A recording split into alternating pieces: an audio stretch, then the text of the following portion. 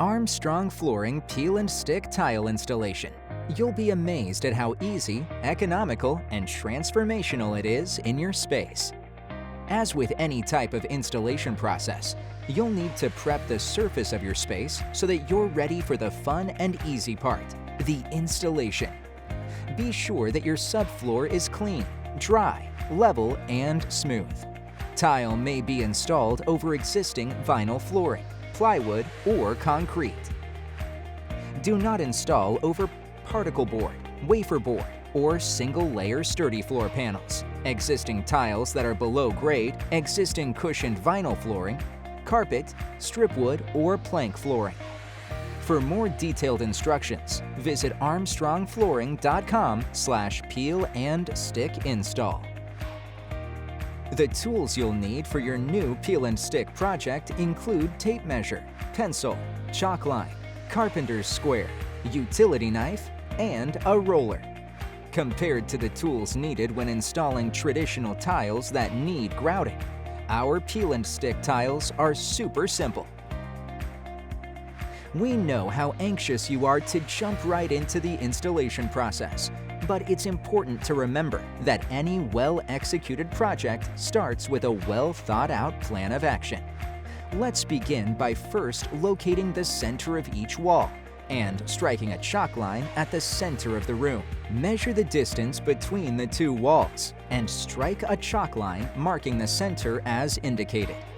Next, measure the distance of the chalk line and divide by 2 to find the center of the room. Using a carpenter's square at the marked center, snap another chalk line to divide the room into quadrants. It's important to do a dry run with your Armstrong peel and stick tiles before removing any of the release paper on the back side of the tiles. This will help you map out the floor and placement of the actual tiles. Position the tiles in one quadrant of the room and adjust as necessary to avoid small tile pieces at the edges.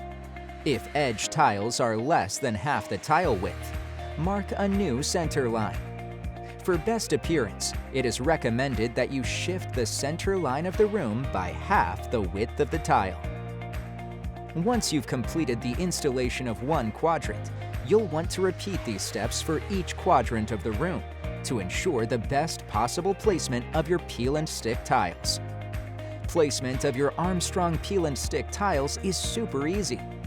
Peel the release paper off the back side of the tile and begin installing tiles at the center of the room, one tile at a time, one quadrant at a time.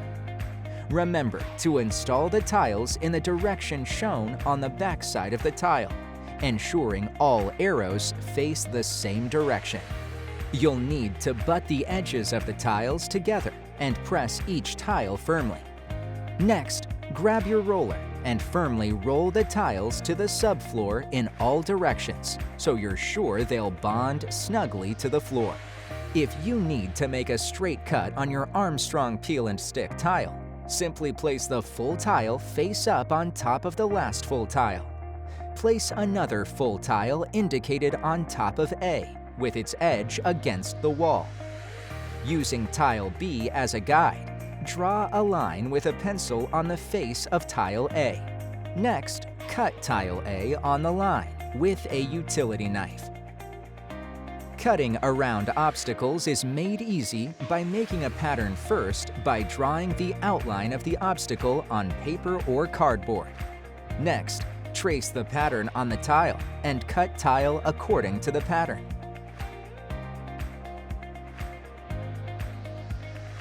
And trim as necessary to ensure proper fit. Once you've completed the entire peel and stick process for your space, you can replace all the wall base and molding. Be sure that you don't wash your floor for 5 days, as per our warranty and care instructions.